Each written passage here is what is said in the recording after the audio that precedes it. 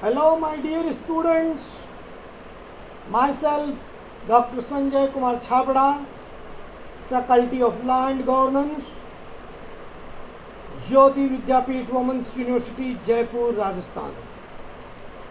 This session is related to BBA LLB second semester, subject Business Organization, Unit 2, session number 21. Session name is Features of Private Company and One Person Company.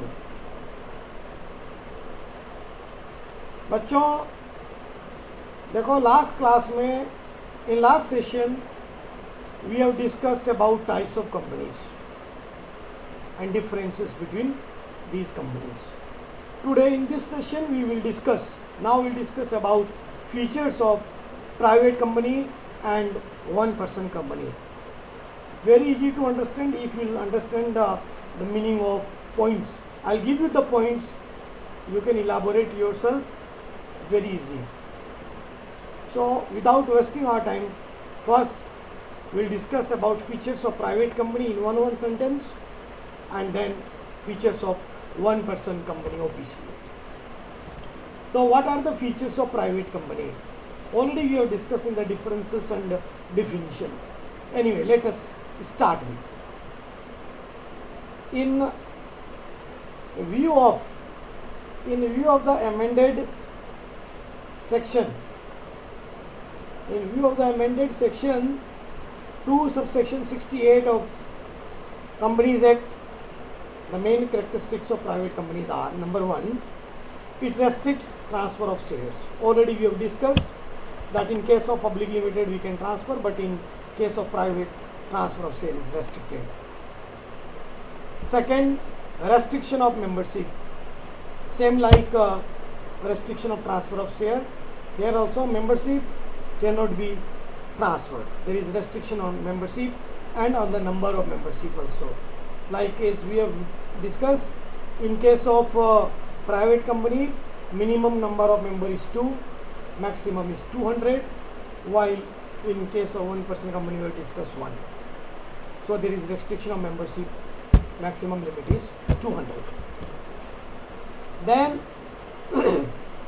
number 3, prohibition on invitation to public to subscribe for securities. When a private company have to raise share capital, unlike public company, it cannot issue prospectus to the public, it cannot invite general public to subscribe for its shares. That is restriction. Then prohibition, number 4, prohibition on invitation and acceptance of deposits from public.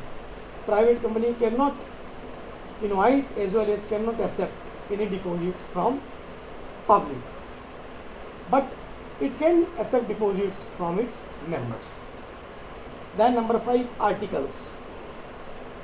It is compulsory for a private company to have its article of association. The article of a private company must contain the provisions specified in section 2, subsection 68. Then minimum number of subscriber or members. Like we already discussed, minimum number of members in case of private companies 2. Then minimum and maximum number of directors. So minimum number of director is private company shall have at least 2, minimum 2 directors, and maximum 15 directors.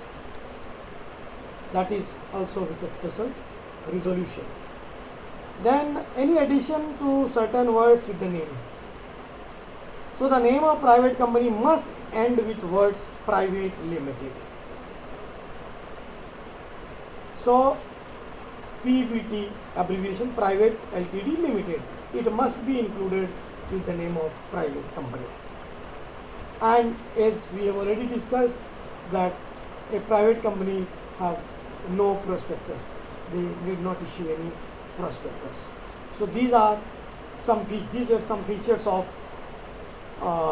this private company. Now we will discuss about features of one person company, characteristics. This is also understand. Shall I repeat again the points of features of private? You please note down. Number one feature of private company is that it restricts the transfer of share. Number one. Number two, restriction on membership. Number three, provision of invitation to public to subscribe for securities. Number four, prohibition on invitation and acceptance of public deposit. Number five, article. Number six, minimum number of subscriber or director. Number seven, minimum and maximum number. Number six is minimum number of subscribers or members. Number seven, minimum and maximum number of directors. Point number 8, addition to certain words with the name, that is private limited. And last, number 9, no prospectus. Now let us discuss features of one-person company. So first, incorporated body. No doubt. Number one, incorporated body. Features of one-person company. So every OPC means one-person company, is an incorporated body, and it is incorporated under the provisions of Companies Act 2013. Then second feature, incorporation as a private company. Even OPC is also just like you can say private company, because one-person company, it is not public. Then number three, formation with only one person as member. Unique feature. OPC is formed with one member only. This is third characteristic. Four, incorporation only by a natural person who is Indian citizen and resident in India. Only a resident of India, citizen of India, and natural person, that is physical persons, that person can start OPC, incorporated. Then number five, maximum number. Maximum number of OPC is, again we can say one, only one subscriber. Number six. Number 7 point is nominee of the subscriber. So the memorandum of every OPC shall state the name of nominee of the subscriber member to the memorandum of the OPC. The name of the nominee shall be indicated only after obtaining his prior written consent. Since it is started by one person only, in case if anything will happen to that one person, who will take care of that business? Who will accept all assets and liabilities? So, nominee of the subscriber, that is another feature of OPC. Feature number 7. Number 8. Once it is incorporated, then every OPC is an artificial person. They can contact in their own name, they can take contact, they can sue or sued by anyone, artificial person. Then number 9, separate legal existence. A OPC has a separate legal existence from the members, from the member forming it. That is separate legal existence once it is incorporated. This is what we read, but this is how it distinguishes from sole proprietorship business. Then number 10, perpetual succession. An OPC is a legal entity with perpetual succession. To ensure perpetual succession to OPC, the Act makes a provision. What is that provision? That the subscriber to the memorandum of every OPC shall indicate a name of nominee. What for? That in case if anything will happen to that person, that nominee will may continue its business, and that is why it has perpetual succession.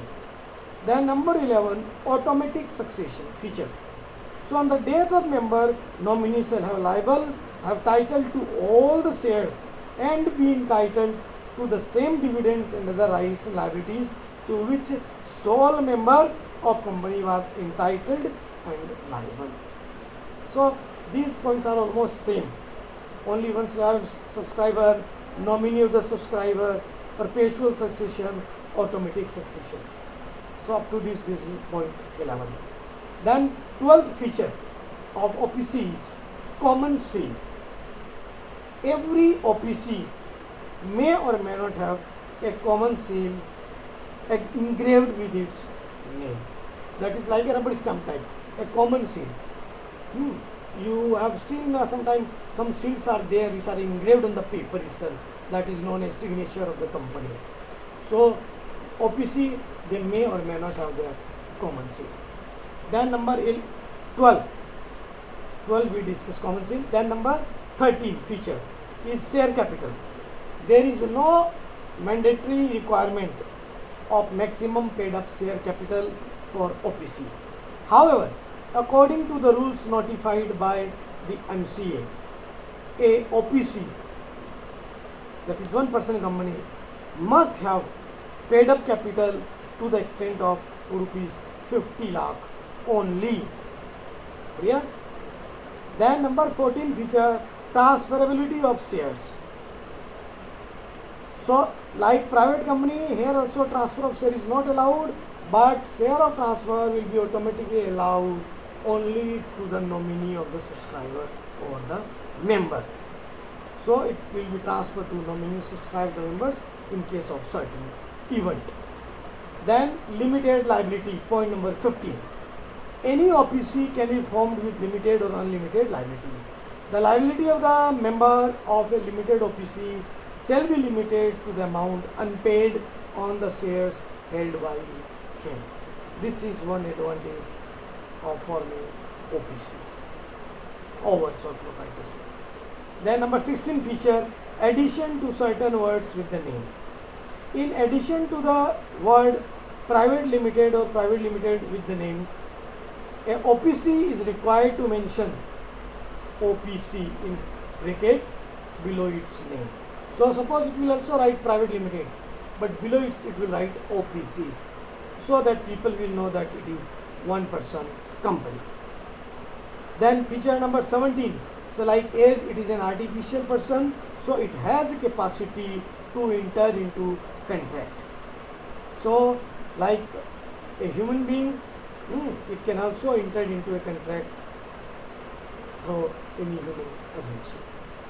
Then same, since it is having separate legal entity, so same point number 18, that is capacity to sue and be sued. Even as a legal person, OPC can file a case against anyone, or even anyone other debtor, creditors or person, those who receive debt from the company can sue in the name of OPC as a legal person. Then number 19, management team or board of directors. Every OPC is managed by a board of directors. The minimum number of directors of the board of OPC shall be 1, but it may have maximum of 15 directors on its board. However, after passing a special resolution, it may increase the maximum number of directors. Not necessary that these directors are subscriber of the company. Then number 20 feature, no OPC for charitable purpose.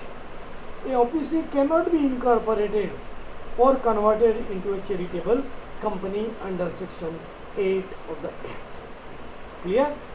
Then last but not the least feature, 21 number feature of OPC, not to carry out non-banking financial activities. A OPC cannot carry out non-banking financial investment activities, including investment in securities or any body corporate. So in addition to these 21 features, some other features of OPC which are also similar to other companies are, again same repetition we are doing. So like number 1, separate property. Number 2, statutory obligations. Number 3, existence of the company is independent of the state or undertaking. Then number 4, it is also considered as residence. Then number 5, nationality. And then number 6, not a citizen and not fundamental right. Person can be, but as a separate legal entity or artificial person, it is not considered as a citizen and has no fundamental rights. So we have first discussed about 21 features of OPC, and besides that 21 features, we discuss about some other 6 features. These 6 features are same like other companies. I'll repeat these 6 features. Separate property, company in the name of person can have statutory obligations, existence of the company is independent, residence, nationality, and then not a citizen and no fundamental rights. So these are the features of OPC. So from this session, students, you can prepare your notes, features of private company, or and second part was features of one person company. Thank you.